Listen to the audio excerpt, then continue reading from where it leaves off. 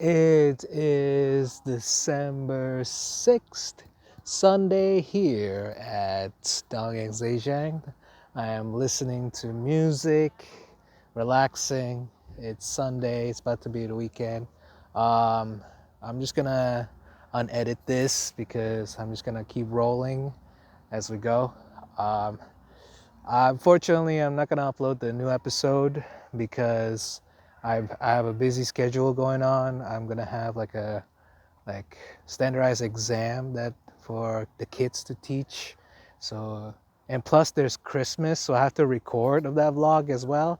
So kind of I have this like literally how do I put this? I have this a lot of busy time going on, and it's gonna be overwhelmed for me in December.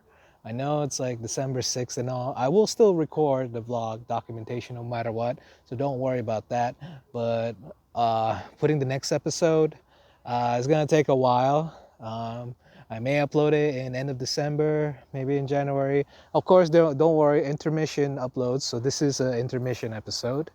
Uh, yeah, it's it's gonna be process gonna be a little bit different because again, time and editing. It's just when you have like three different things going on. You have like me teaching as a foreign teacher, doing vlogs, being a video editor for myself, as well as being other video editor for another company.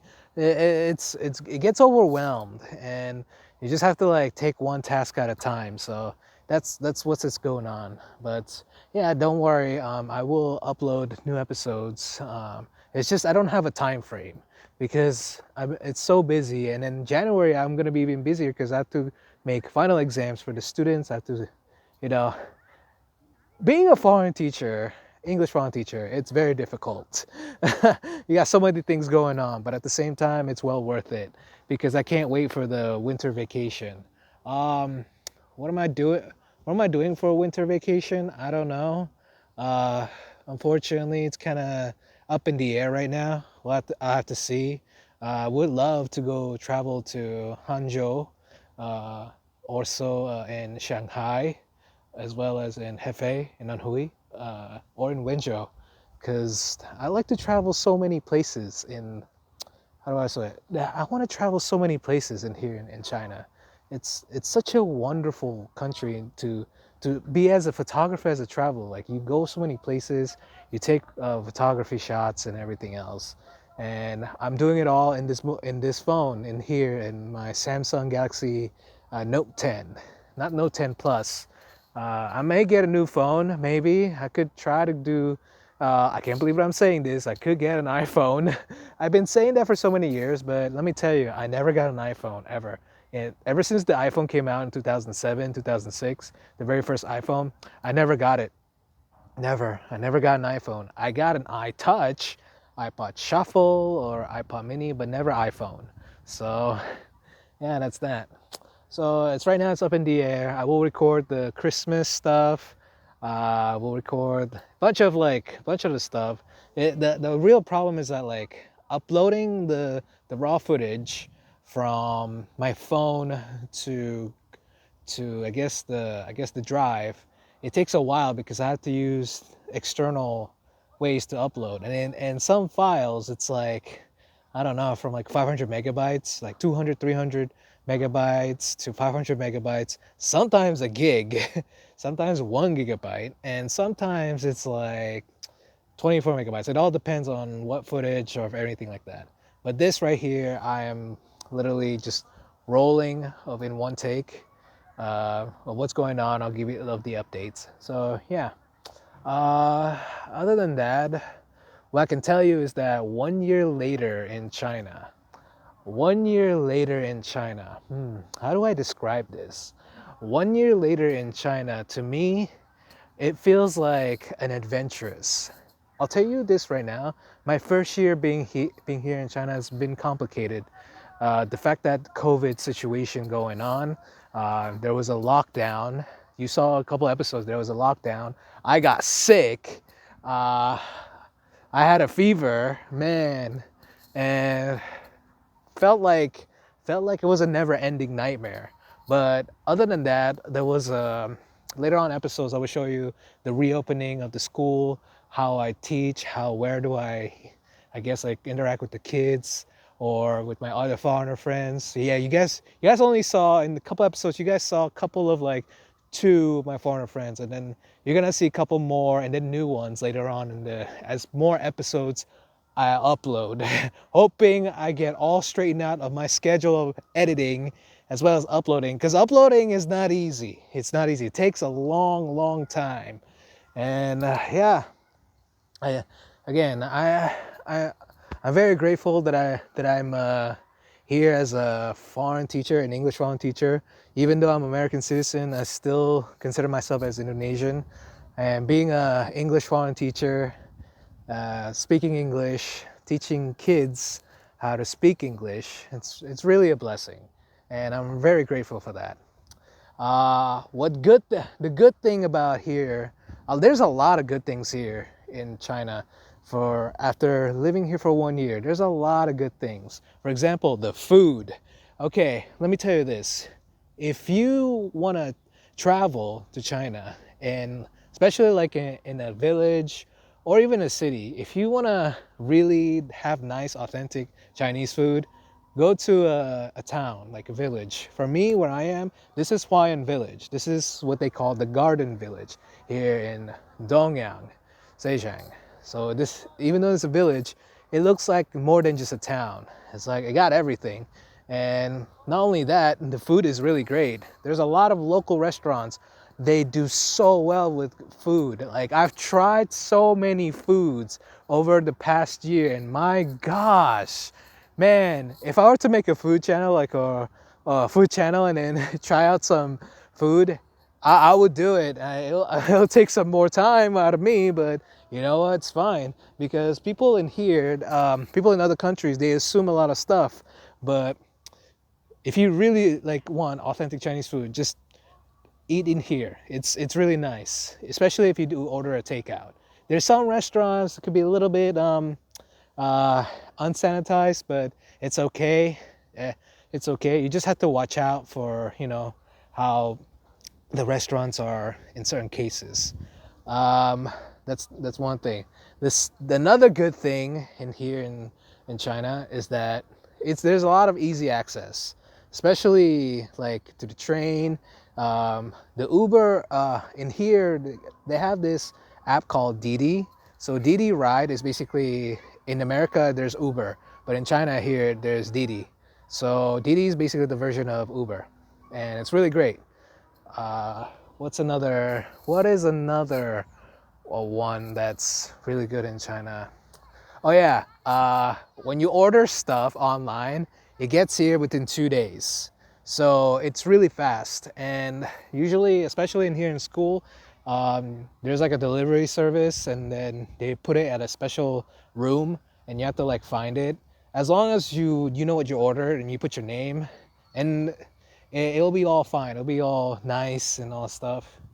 Let's see, culture-wise, I've learned a lot of cultures in here in China, so I try to adapt to them. The cultures in China are very similar to cultures in Indonesia, so I've already adapt to it, as well as learning more stuff around it. So that's a good thing. That's a really good thing. What else? Yeah, that's that. So far, that's what I can think of for being here 1 year in China. Now let's go into the not so good. I'll just put it this way, the not so good communications. I would say communications, it gets a bit difficult. Me, as a foreign teacher in America, I don't know so much Chinese language, and I'm still learning. I mean, I learned a little bit, but as I progress, like I'm still learning the language, because right now I've already know how to speak like almost 5 languages now. I know my first language when I was born is Indonesian, so that's my native. English is my native. English is the second language, but it's my native language as well. What else?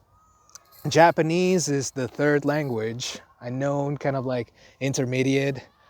Fourth language is Korean language, because I watch K-pop so much that I tend to learn the Korean languages so much.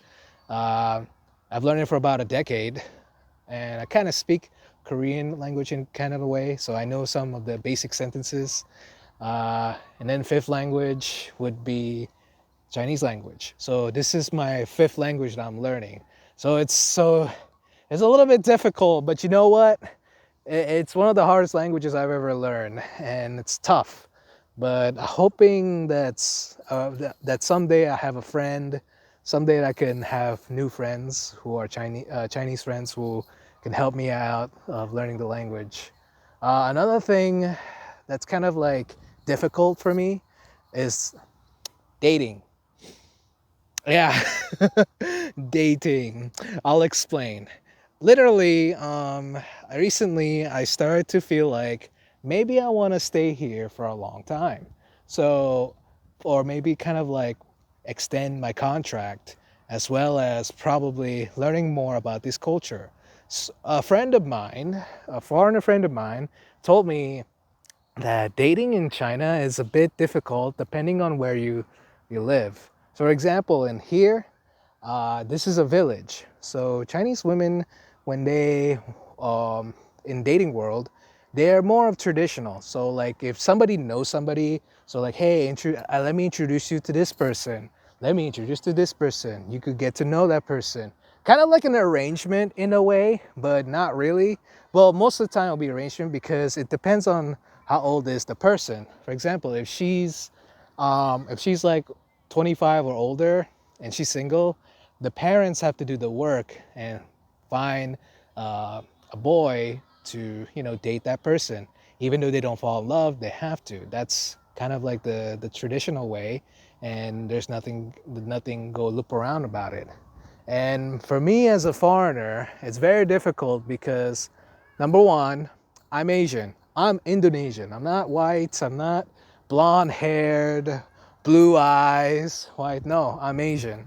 And number two, I'm Indonesian. So I know this is because Indonesians have the same thing, the same tradition when it comes to dating. It's like you have to know somebody. Hey, I know somebody. You should meet this girl. Hey, I know somebody. You should meet the other girl. I'm just like, this is the same. This is literally the same. And I'm just like, the real difficult is that like when they know that you're Asian, but you're from America, but you're living in America, and you're an American citizen. It's the hesitation is really occurred, and I don't blame them. The fact that like if they want to try dating a foreigner, uh, of a of trying out, it's kind of very difficult on them too. So you have to look at both sides. Another thing in dating world in here is that it's so complicated because the language barrier. Again, language barrier. Like if they speak English, that's great. But there's certain things that for me as a foreigner, when I say something in English, they don't really understand it, but they speak it in a way kind of they reply the language back in English, but kind of like very standard, very international. So there's a difference of that. The culture, it's the cultural difference, and I mean, I cannot blame them because they have this, I can tell that they have this fear that the foreigners, they'll probably leave, after try dating them or whatever. They're probably thinking, oh, he's probably going to leave. He's not going to come back, whatever. That fear of that, it's what makes them feel that hesitant of dating a foreigner. But not all Chinese girls are like that. There are Chinese girls who are like really willing to date a foreigner because um, because like certain person, oh, he dressed nice, he speaks English well, he's an English teacher, or maybe he's stable, and I understand their viewpoint because everybody who wants to date somebody needs to have one common rule, and that is to, if that person has stability, that does he have money, does he have car, does he have a house or anything like that. And I can understand their viewpoint because me as an Indonesian, my mother, she pressurized me to find someone to date, a woman or a girl. But specifically, I remember my mother told me like, "Oh, she dated a Chinese girl." I'm like, "What?" because because the last time I dated a Chinese girl, she is American. She was Asian born Chinese, and I dated her for 3 years, and it didn't go so well, because that was during my college time, and I remember that we were so close to um, engage actually, and then it ends up like we didn't do so well because again we were at college, and she was down in San Francisco. I was in New Jersey, so it was again long distance issues. But here, I don't mind. I'll be honest with you. For me as a foreigner, it's gonna be very difficult for me to find, I guess, a Chinese girlfriend, because look at me. I look okay. I mean, but during school time, I would dress nicely as usual or whatsoever. But I wish there's a way that I can make them understand that not all foreigners are bad. You know what I mean? Not all foreigners are like that bad. So that's what I mean by that. Um, I think other than that, it's I hope, like I really hope I can date someone in here. So I get to know, and not because of dating, but because of maybe, just maybe, that I want to stay here as long as possible. You know, because to me, in this culture, I still have a lot to learn, but I know for a fact that I'm the type of person who just like, I'll accept the culture and I wanted to adapt to it, and hoping I can able to find new adventure ways that I can be part of. So, TLDR, basically, yeah, why not? I'll try to find a Chinese. I'll try to find someone who I can date with someday. Don't know when, but it is what it is. Let's not talk about that anymore. Another difficult for me is how do I put this? The changes. The changes, especially in this school, sometimes there's always changes very often, like every month or every 2 months. And the last thing that they will tell us is the foreigners will get notified at the last minute.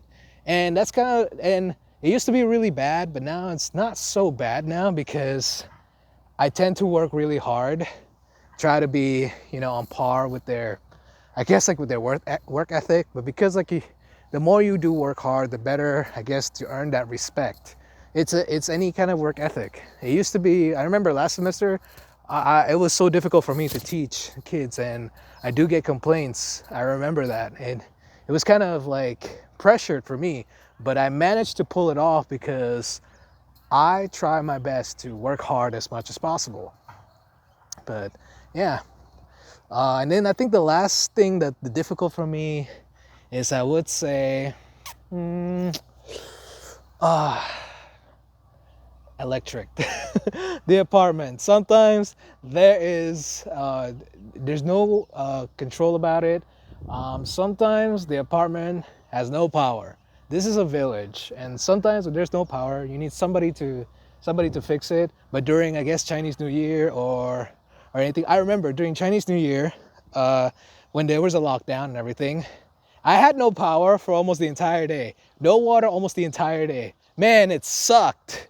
It sucked really bad. Oh, but I think that's about it. That's the most not so great, difficult when living in here.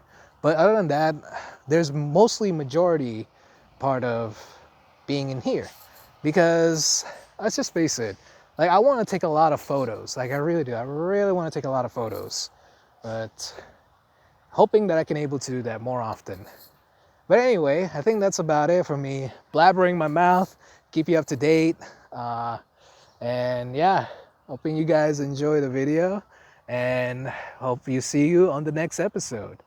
And hope you guys do, be well on holidays. I know there's COVID going on, and I know there's like a lot of things going on, but please, please, please, a reminder, please wear your mask. I know in here I don't wear a mask or whatever, but because in here in COVID, things have been situated well. So please just wear a mask. I beg of you, okay? I know I'm outside. And you're gonna be like, hey, he's not wearing a mask. Whatever. That's because in here it's been controlled. So there's not many going on. If I were to go outside, traveling about, seeing other people, yes, I will wear a mask. Don't you worry about that. But I'm here. I've been here in the school. I don't go out as much. I've been working, so seeing the same people and maybe different people, and you know, it's fine and dandy. But other than that, thank you guys for watching this video, 20-minute video. I know I rambled too much, but this is me talking about 1 year later in China, and I'll give more explanation to it, but I'm just giving us like an update about it. So thank you guys for watching, and I'll see you on the next video. Till then, peace out. Bye bye.